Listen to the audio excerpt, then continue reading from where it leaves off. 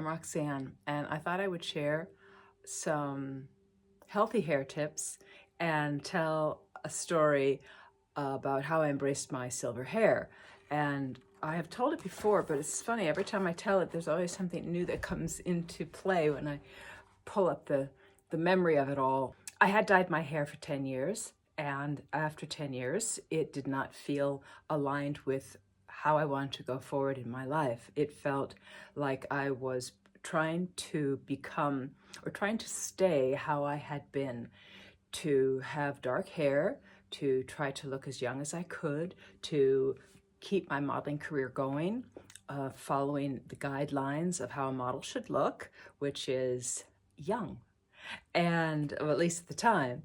So we're talking about 25 years ago, and kept believing that that's what I needed to do. I kept, like I said, dyeing my hair for 10 years and it kept my career going. So there was kind of a scary part to imagine that if I didn't dye my hair and let the gray go in, that I would lose my career, which is scary because I didn't know what else I would do for income, and I had children to support. But there was a part of me that just could not keep doing it any longer to fulfill what I thought I needed to fulfill in order to work, in order to maintain an image. And we've all done that, I think. Try to be something that we think we need to be, do something we think we should be doing in order to get a desired outcome. Well, I'm sure you can relate that you can also reach a point where you just say no more. That's it, I can't do that anymore. It's similar to the movie with Whoopi Goldberg in The Color Purple, when she reached a point after years of taking abuse that she would not take the abuse anymore. Something just clicked. She wouldn't allow that in her life anymore. Something just clicked in me. I was ready to forfeit the career that I had built because I could not keep, it wasn't aligned with me to keep pouring toxic chemicals on my hair, to pay for it, to see the condition of my hair get worse, and to not show up in the world as I really was. Now, this is just me. If you want to dye your hair, fab. I'm just telling my story. Something that you could relate to if you still like dyeing your hair, but can relate to the part of the story about being in alignment with what is real for you. And let's take it down to some microbites. For example, perhaps it's peanut butter. You keep eating peanut butter because it's in the house, your kids like it, whatever, and it's easy. But there comes a point when you realize, you know what, I don't really like peanut butter anymore. I really don't want to keep eating it. And you reach a point, you just know you will never eat peanut butter again, and you always have almond butter. Or maybe there are people that you associate with, and after you're with them, you come home and you think, gee, I don't really feel good, and I didn't really like how that conversation went. It went awkward. I don't feel uplifted. And there'll come a point when you just refuse to meet with them anymore. You don't call them back, or you don't answer their invitations. You know what I mean? Or perhaps it's your wardrobe. You only will buy on sale because you think that's the best for you, but part of you really wants the full retail because it's the newer item, it looks better, it's more current. Or maybe it's the opposite. You always buy the new current trending look, but you know that it kind of hurts your budget. And you know that what being more in alignment with you is to actually buy on sale clothes because your budget is tight. So there comes a point when you realize, I'm not going to do that anymore. I will only buy the new clothes, or I only buy the sale items, whatever it is that is in alignment with you. There's no right or wrong. I think the only right or wrong is when you don't follow that inclination, that natural feeling, that part of you that just knows what you truly want to do despite what you think you should do. And sometimes it takes us years to reach that point of saying, this is what I really want to do. Kind of like my hair. I really just want to have it grow in the way it is and stop with the charade of dyeing it. That was my preference.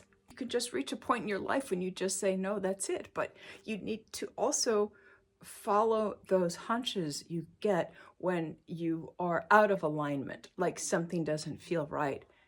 And you need to be in tune with those feelings. The way to be in tune with those feelings is to quiet yourself, to be in silence.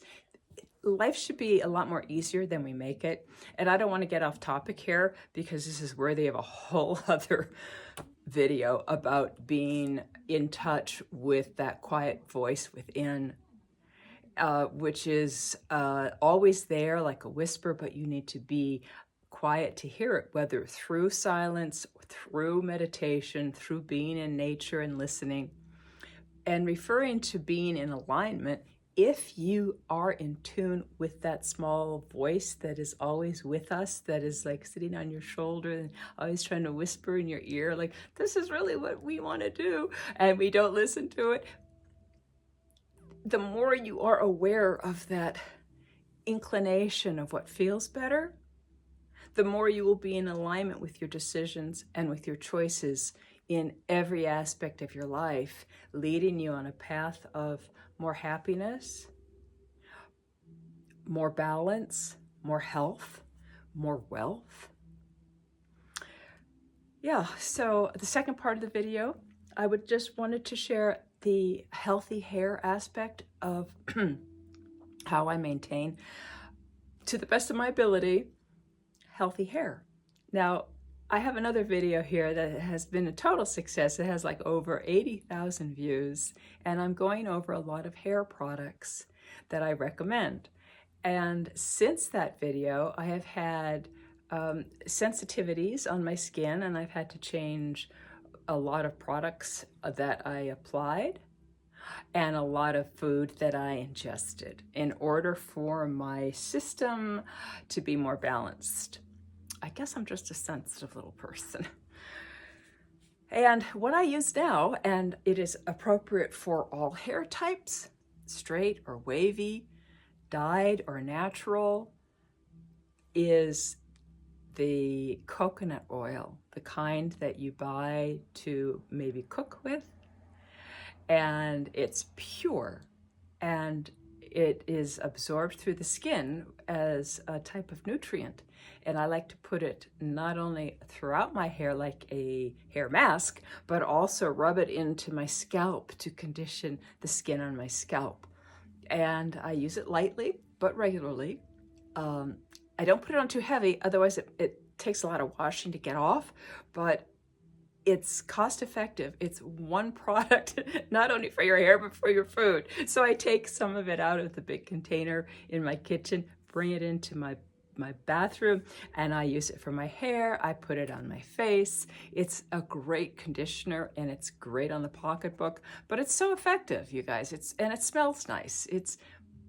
I highly recommend it. You might want to give it a try, and I hope that this helps you with your own journey through finding out what is in alignment for you in all aspects of your life, so that you can reach happiness in being your authentic self maybe a little more quicker if you stop to listen to that little voice that is always there, wanting to be your trusted guide, wanting to urge you in the right direction that is more in alignment with your soul's purpose and will feed your spirit and help you find lasting contentment.